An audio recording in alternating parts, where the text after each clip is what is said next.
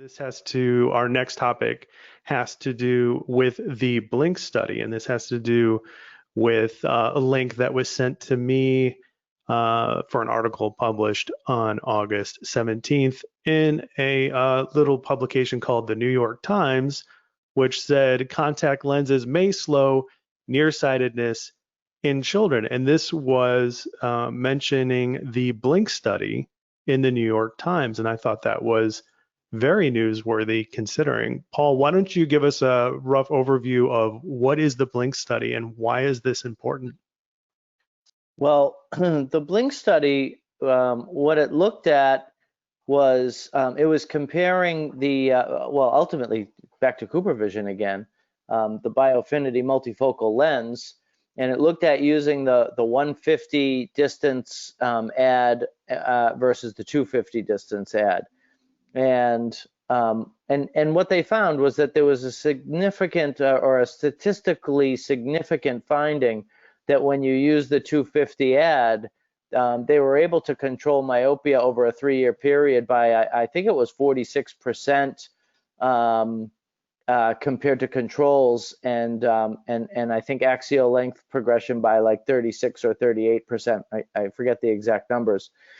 It showed that the 150D lens did not have it. It showed it was better than control, but it was not statistically significant.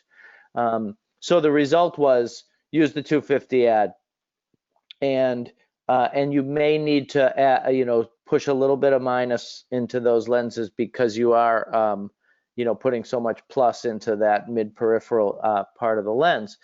It also looked at the safety of a monthly lens design because with our kids and with the MiSight lens and with the natural view lens, a lot of doctors want to fit their kids in daily disposables.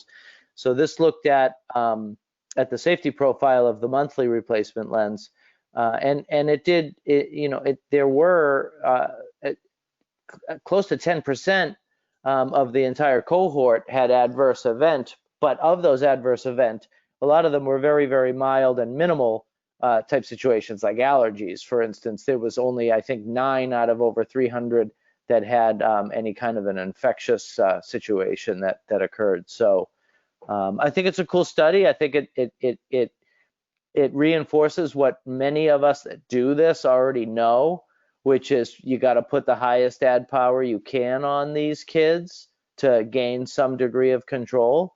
So I think it's a good study, and I think that it's great that it's getting public press. Mm-hmm.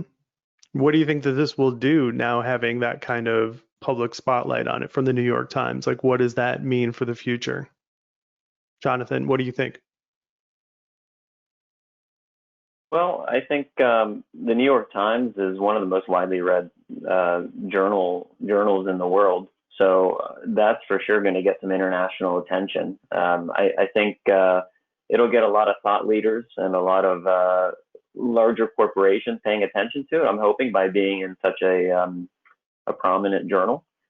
I like that. I like that personally about the study. I like that it was a double-masked study. That made me excited. It added a little more validity to everything, in my opinion. The results themselves, they were promising, and I don't know. I think you can dig into some of the details of the study and kind of nerd out on it a little bit if you want, and we could probably have an hour discussion on it. But ultimately, as Paul said, the end result plus 250 distance ad was a nice alternative for some people who may not be comfortable fully jumping into myopia control. My only concern with it is I hope that you're not going to get a lot of novice ODs that aren't familiar necessarily with myopia control in the academy and what it's actually all about. And I hope that they don't take this and necessarily run with it and say, well, I can get a 43% reduction in myopia, in the rate of myopia progression, if I fit them in a plus 250D lens. Mm-hmm. I hope that they don't take that and run with it and say, well, that's myopia control. Why do I have to do anything further? I hope that they peel back that layer and layer more to want to find out that this is just really the tip of the iceberg, because this is a commonplace lens. And when you want to start getting more aggressive in treatment and more customized in your treatment, there's many more options beyond this.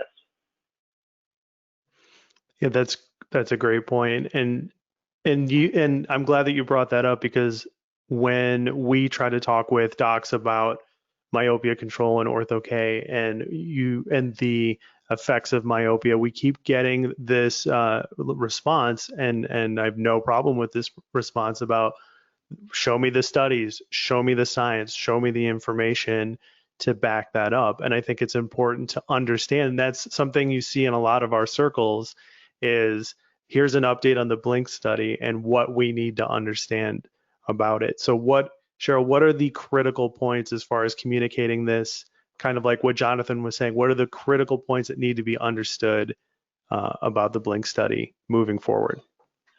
Well, I think it's always really important for us to be aware of studies that are out there, because our patients, they're seeing this. And, I kind of think of something like this as it's in the New York Times. It's not like I'm all of a sudden going to have just a flood of patients reading this and then calling my office and saying, oh my goodness, I need this.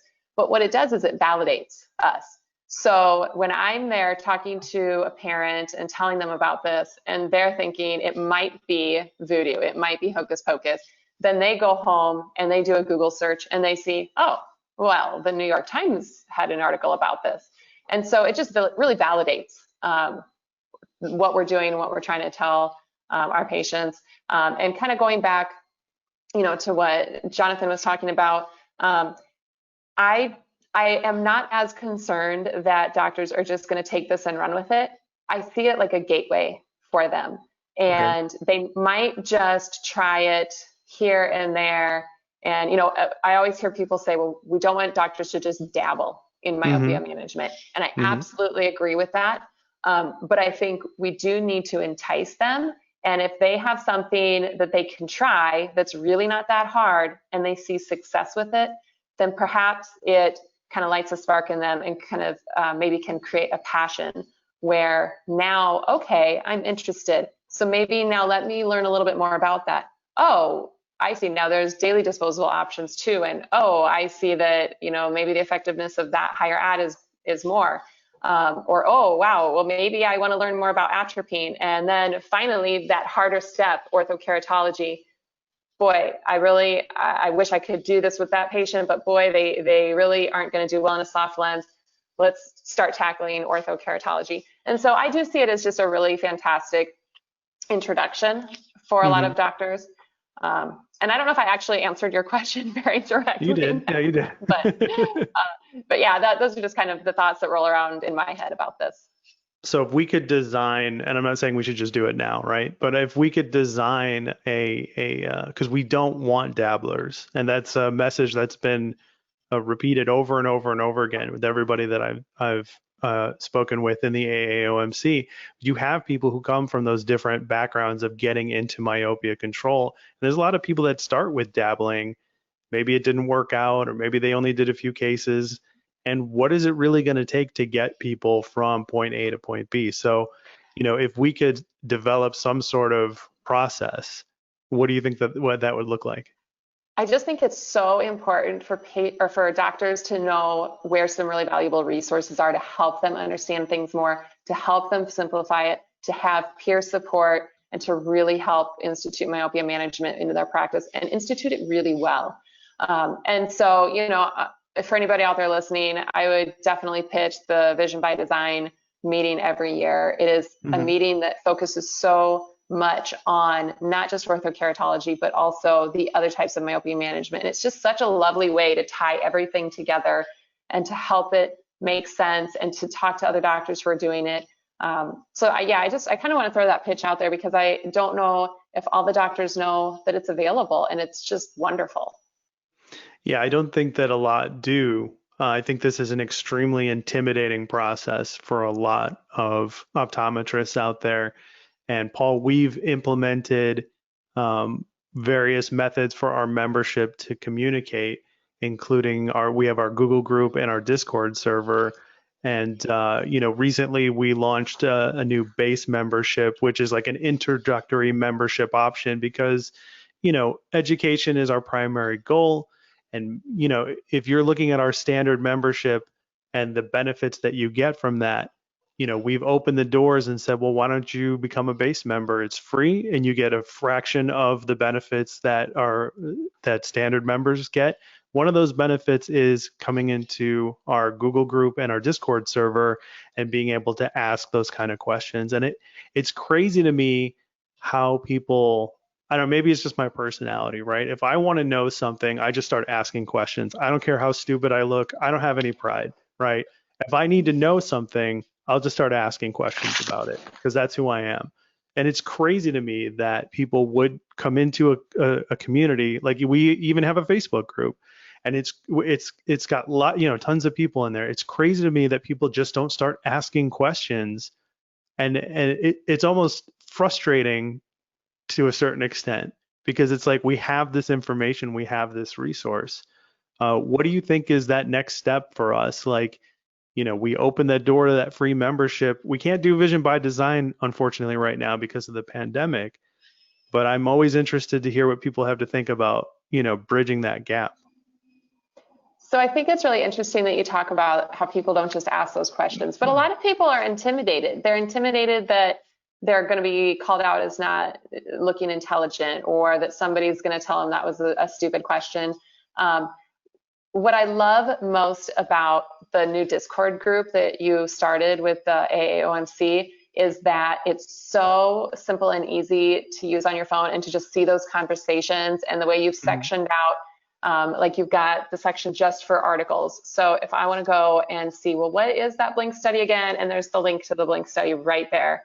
And I think it's really neat for doctors who maybe are afraid to speak up, that they can see these conversations happening in that Discord group. So that's just really a great starting point to answer your question. That's a great starting point. And I think that free base membership is wonderful too, because that is like no strings attached, no commitment, just they don't even have to really participate. They can just be creepers and just watch the conversation until they feel comfortable kind of asking a question here or there. Right. When we, because we're doing the beta test process of the Discord server at the time we're recording this in September. And, when I reached out to a lot of people and said, hey, we're trying this out, why don't you come make an account and be a part of the conversation? And there was a fair amount of people that were just like, I don't know if I would be right for it because I only have like really basic questions to ask. And I'm like, that's why we started it. Come in and start asking the basic questions. Like, let's get it going here, So yeah, I agree with you. On the Discord group, there's been basic discussions. No one should be afraid to post anything. I mean, people are discussing, hashing out old topics. We're discussing what's the best solution to use with Ortho-K, lenses. I mean, you would think that's, in some people's mind, maybe it's a no-brainer. In other people's, maybe they're embarrassed because they don't know what the preferred solution is. But, when someone asks, the preferred solution, Dr. Kerry Herzberg, the legend of the Academy, he was the one who responded himself, and it generated like a 2-day long discussion on solutions. So something as basic as solution, don't be afraid. Right.